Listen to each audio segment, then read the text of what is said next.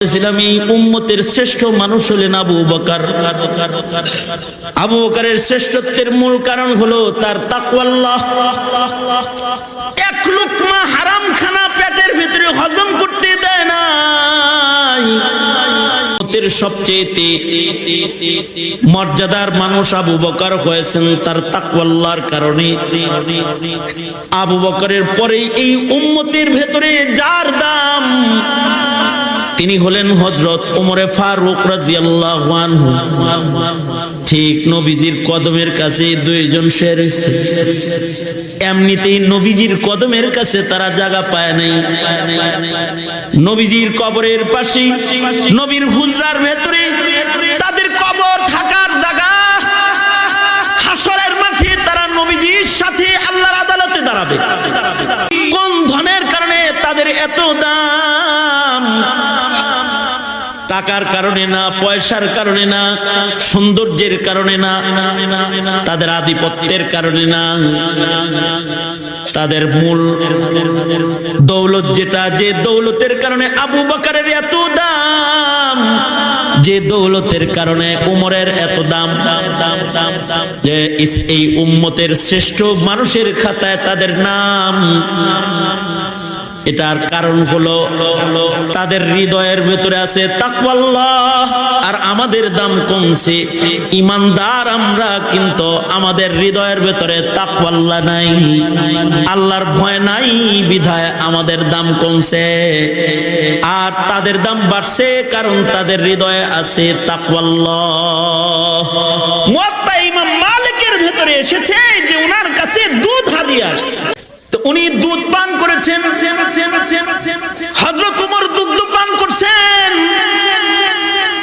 দুধ খাওয়ার পরে হযরত ওমর বলতেছেন, এই তুমি যে আমাকে দুধ হাদিয়া দিলা, তোমার দেয়া হাদিয়ার দুধ আমি পান করলাম। তোমার এই দুধগুলা কি তোমার বাড়িতেই, তোমার ঘরে পশু লালন পালন করা পশুর গুলা সৎকার দুধ? কে সৎকা দিচ্ছে? বাইতুল মালের উট ছাগলের দুধ, যেটা গরিব মানুষের ভেতরে বন্টন করা হয়। আপনার বাইতুল মাল, রাষ্ট্রীয় উট ছাগলের দুধ যেটা গরিবদেরকে বন্টন করা হয়, সেই দুধটা আমি আজকে বন্টনে পাইছি। আমি ভাবলাম আমিরুল মুমিনিনকে কখনো কিছু খাওয়াইতে পারি না, দিতে পারি না, তাই নিজে একা একা না খেয়ে আপনাকেও দুধ দিছি, আপনি আমার হাদিয়ার দুধ খাইতেছেন, অসুবিধা নাই। নিজে আবার ফতোয়া দিতেছে, অসুবিধা নাই, আমার জন্য সাদকা আর লাকা হাদিয়া, আপনার জন্য হাদিয়া খায়ালান। আমি সদকা পাইছি, কিন্তু আপনি তো আর সদকা খাইতেছেন না, আপনি হাদিয়া খাইতেছেন, খায়া ফেলান। হযরত ওমর বলে, জিনিসটা হারাম তো না, অবশ্যই হালাল, কিন্তু আমি তো খলিফাতুল মুসলিমিন, আমার জন্য এই হাদিয়া খাওয়া মুনকার। কারণ হলো,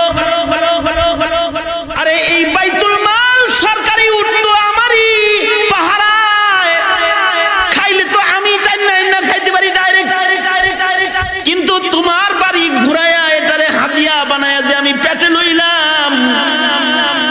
এখন যদি আমি উমরের মৃত্যু হয়ে যায় আর আল্লাহ যদি বলে, এই উমর, পেটের ভেতরে সরকারি দুধ দেখা যায় কেন? পেটের ভেতরে সরকারি দুধ কেন? তুমি না খলিফাতুল মুসলিমিন, তোমার পেটে সরকারি দুধ কেন?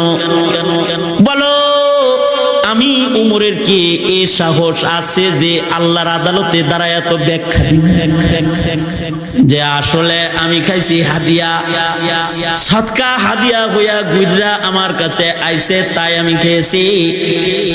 হাসানাতুল আবরার সাইয়াতুন লিল মুকাররাবিন, হালাল হইলেও আমি পেটে এটারে হজম করাইতে পারবো না, কারণ এই দুধ পেটে লইয়া আল্লাহর আদালতে যাওয়ার হিম্মত আমার নাই। যদি আমায় বলে বাইতুল মালের দুধ খেয়েছিলে কেন, হিসাব দেওয়ার যোগ্যতা আমার নাই। হযরত ওমর সাথে সাথে নিজের মুখের ভিতরে উঙ্গুলি দিলেন, পেট ভইরা পানি পান করলেন।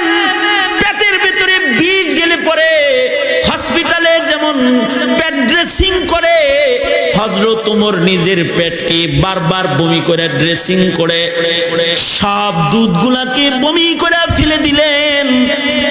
এটা যে হযরত ওমর পারলেন, যে শক্তির কারণে হযরত ওমরের মতো মানুষের এই কাজ করা সম্ভব হয়েছে, সেটা হলো আল্লাহর ভয়, তাকওয়াল্লাহ।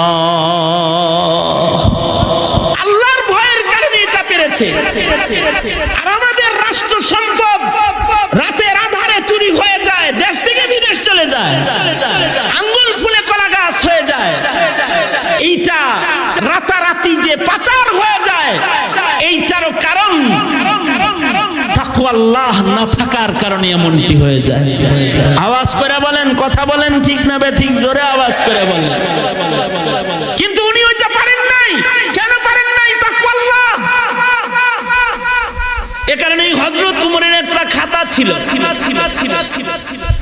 হযরত ওমরের জীবন ডায়েরি ছিল, একটা জীবন ডায়েরি, যে ডায়েরির ভিতরে প্রতিদিন সকাল বেলায় হিসাব করতেন। আজ রাত্রে কয়টা নেকির কাম করছেন এটা লিখতেন, আর আজ রাত্রে কয়টা অপছন্দনীয় কাম হয়েছে সেটা লিখতেন। গুনাহ না, এই যে এরকম কাম, অপছন্দনীয় কাম। আসলে তো গুনাহ না, কিন্তু এটা আল্লাহ পছন্দ করতে পারে। এরকম কাম রাতের বেলায় কয়টা হইছে এটা লিখতেন। আবার সন্ধ্যা বেলায় সারা দিনে কয়টা নেকির কাজ করেছেন এটা লিখতেন, কয়টা গুনার কাজ করেছেন এটা লিখতেন। আমরা কি সারা বছরের নেক আর গুনাহ কি হিসাব করি নাকি? আমাদের তো সারা বছরে কয়টা নেকির কাম করছি তার হিসাব নাই। কিন্তু হযরত ওমরের জীবন ডায়েরি ছিল, যার ভিতরে প্রতিদিন সন্ধ্যা বেলায় তিনি লিখতেন দিনের বেলায় কয়টা নেকি করেছেন। আল্লাহু আকবার বলেন। দিনের বেলায় কয়টা নেকি করেছেন, দিনের বেলায় কয়টা অপছন্দের কাম করেছেন এটা তিনি লিখতেন। লেখাটা বড় কথা না, সবচেয়ে বড় কথা হলো হযরত ওমর সকাল সন্ধ্যা নিজের পিঠে দুর্রা দিয়ে নিজে বাড়ি মারতেন যদি নেকি কমি হইতো। কোনদিন যদি নেক কম করেছে আর কোন পছন্দনীয় কাজ হয়ে গেছে, তো হযরত ওমর নিজের পিঠের ভেতরে দুর্রা মেরে নিজেকে শাস্তি দিতেন আর নিজেকে শাসন করে বলতেন, কমবক্ত কেন নফল নামাজ কইমা গেল। নিজের পিঠে নিজে, গতকালকে তোমার নফল ছিল 80 রাকাত 100 রাকাত, আজকে 50 রাকাত কেন হলো? দুর্রা। নিজের পিঠে নিজে মারতেন আর নিজেকে শাসন করতেন।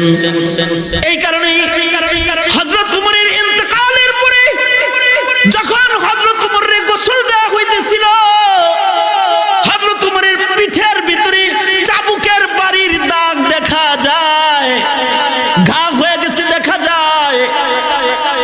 লোকেরা বলে, যারা গোসল দিয়েছে তারা বলে আমিরুল মুমিনিনের পিঠের ভিতরে বেত্রাঘাতের চাবুকের দাগ।